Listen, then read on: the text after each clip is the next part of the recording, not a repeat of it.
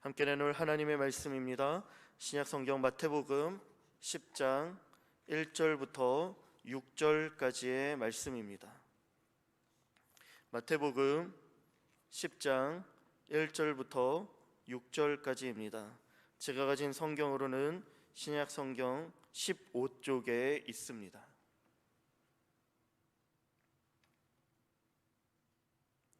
마태복음 10장 1절부터 6절입니다. 찾으셨으면 한 절씩 교독하도록 하겠습니다. 제가 1절 읽습니다. 예수께서 그의 12 제자를 부르사 더러운 귀신을 쫓아내며 모든 병과 모든 약한 것을 고치는 권능을 주시니라.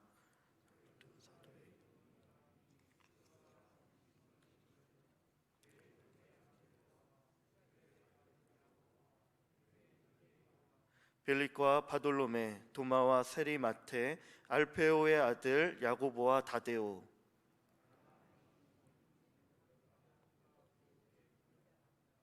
예수께서 이 12를 내보내시며 명하여 이르시되 이방인의 길로도 가지 말고 사마리아인의 고을에도 들어가지 말고. 함께 읽겠습니다. 오히려 이스라엘 집에 잃어버린 양에게로 가라.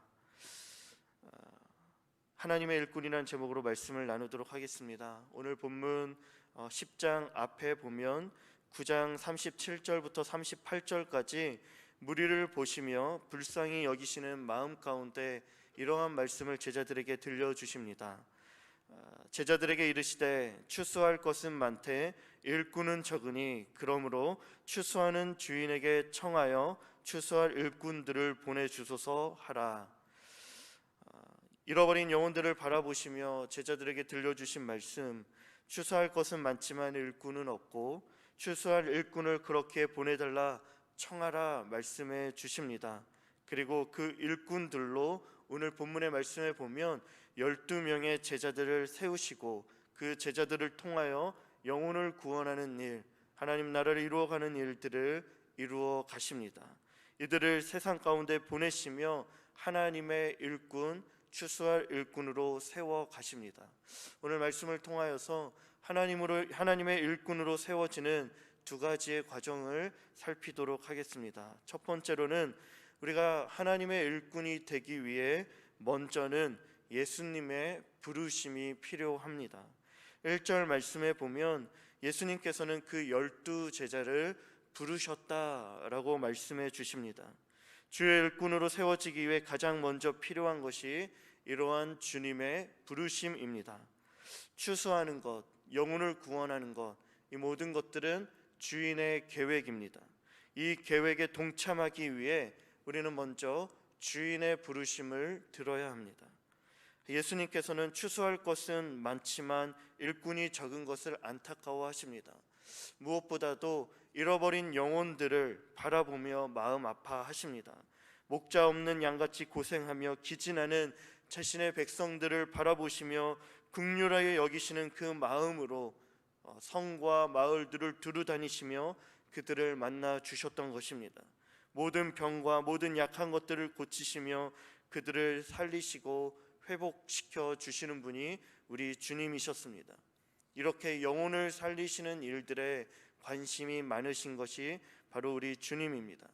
그런데 놀라운 것은 이렇게 잃어버린 영혼들을 살리고 한 영혼들을 회복시키는 일들 가운데 예수님께서는 일꾼을 부르시며 동역자를 세워주신다라는 사실입니다. 예수님께서 홀로 이 모든 일들을 감당하는 것이 아니라 영혼을 살리는 예수님의 이 놀라운 귀한 사역 가운데 누군가를 초청하시며 함께 동역하자라며 부르신다라는 사실입니다. 사람을 세우시며 그 사람과 함께 동역하기를 기뻐하시는 것입니다.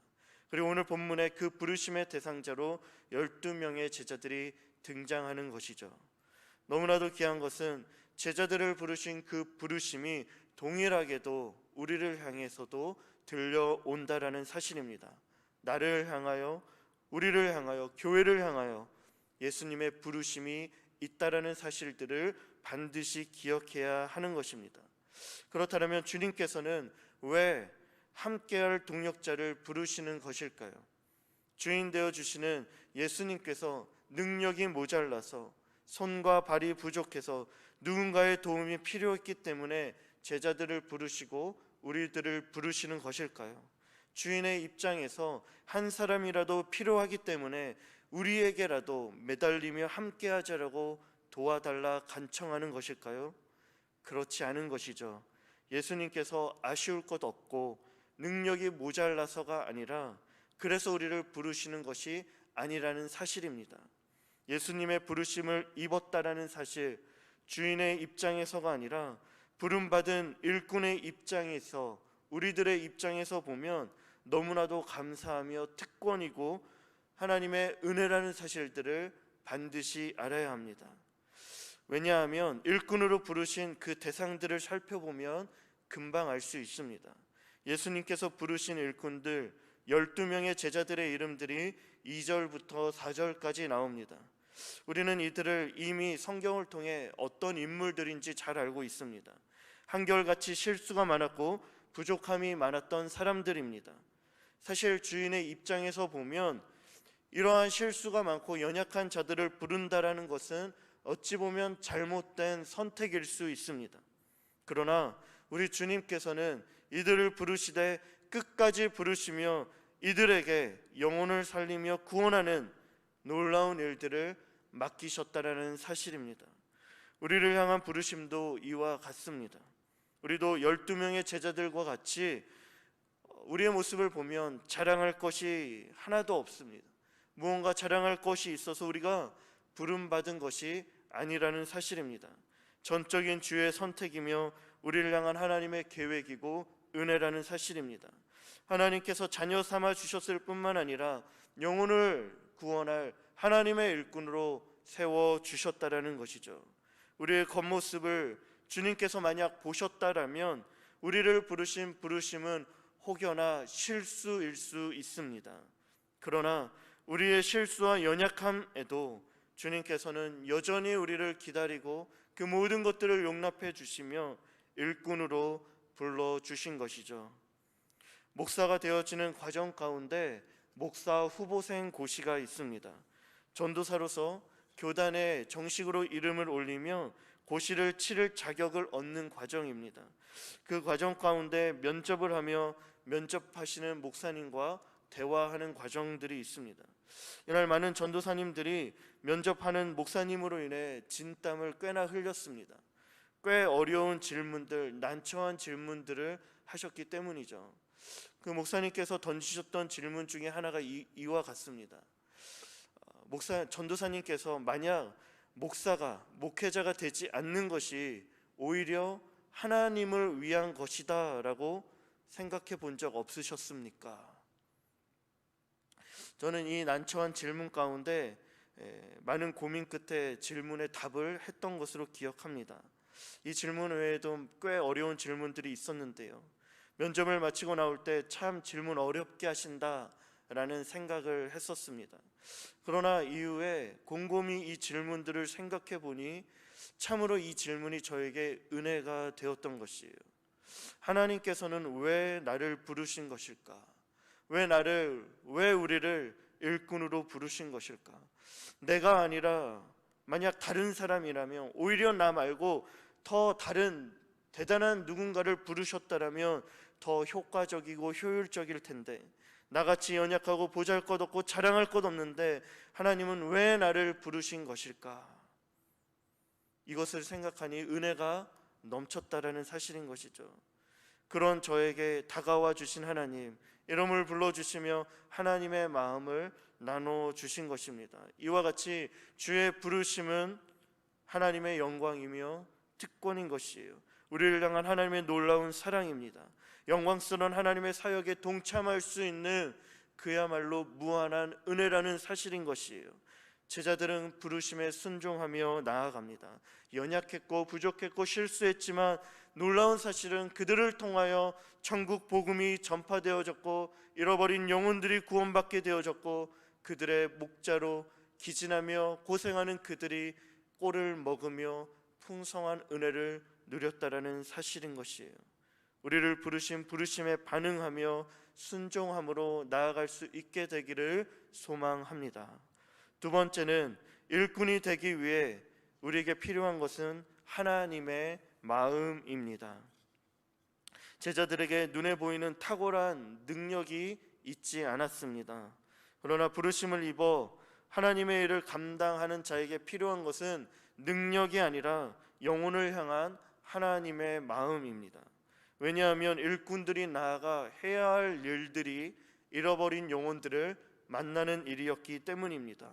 오늘 읽은 6절 말미에 보면 이스라엘 집에 잃어버린 양에게로 가라 말씀하십니다. 무리를 보시며 불쌍히 여기신 하나님, 목자 없는 양과 같이 고생하며 기진한 그들을 향한 예수님의 마음은 분명했습니다. 그들을 향하여 긍휼의 마음을 가지고 뜨거운 사랑을 가지며 가슴 찢어질 듯한 그 애타는 마음으로 영혼들을 바라보셨습니다. 죄와 사망 아래에서 신음하는 자신의 백성들을 바라보며 그들을 위해 십자가를 지신 것이죠. 부르심을 입은 일꾼들에게 가장 먼저 필요한 것은 바로 능력이 아니라 영혼들을 향한 아버지의 마음입니다. 그 마음을 영혼들을 부를 때, 일꾼들을 부르실 때 그 마음들을 나누어 주시는 것이에요. 우리가 하나님께 쓰임 받을 때 가장 먼저 점검해야 할 것이 이와 같은 영혼을 향한 마음입니다. 부르심 앞에서 순종하며 감사히 섬기는 과정 속에 만나는 많은 영혼들을 우리가 사랑할 수 있어야 합니다.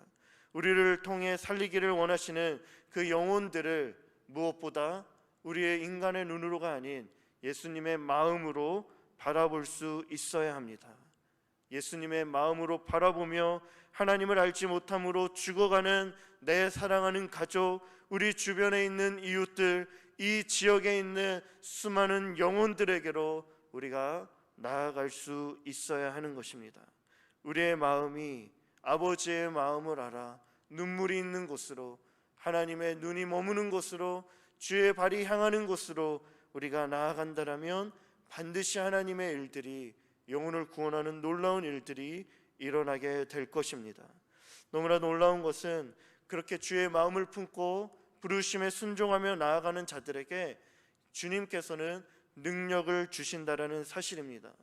오늘 1절 말씀에 보면 그 12제자를 부르셨을 뿐만 아니라 귀신을 쫓아내고 병과 모든 약한 것 고치는 권능을 주셨다라고 말씀해 주십니다. 우리가 잘 아는 사도행전 1장 8절에서도 주의 증인되어지는 자들에게 성령의 권능이 임하게 될 것이다 말씀해 주십니다. 복음 들고 나아가는 이 세상, 가만히 들여다보면 만만한 세상이 아닙니다. 양을 이리 가운데 보낸 것 같다 말씀해 주시는 것이죠. 그렇게 그냥 우리를 보내시며 우리를 홀로 그 세상에 보내시는 것이 아니라 주님께서 함께 우리와 함께 동행해 주시고 나아가는 그 모든 것 가운데 능력을 주신다라는 것이에요. 담대히 세상을 이길 수 있도록 영혼을 구원할 수 있는 능력을 주시며 하나님의 마음으로 세상을 사랑할 수 있도록 하나님께서 함께 주신다라는 사실입니다. 이 사실들을 기억하면서 우리를 부르신 부르심에 감사하며 우리에게 부탁하신 영혼을 구원하는 삶, 영혼을 살리고 복음을 전하는 이 사명을 우리가 충성스럽게 감당할 수 있어야 합니다. 그럴 때 한 영혼이 구원받고 돌아와 천국에서 잔치가 열리는 그 놀라운 기쁨의 잔치에 우리도 동참하게 되어지고 그 일들로 하나님께 영광 올려드리며 감사와 기쁨으로 살아가게 된다라는 것이에요. 하나님 아버지의 마음을 품고 천국 복음을 전파하며 영혼을 구원하는 우리 사랑하는 성도님들, 그리고 우리 하늘교회가 되기를 소망합니다.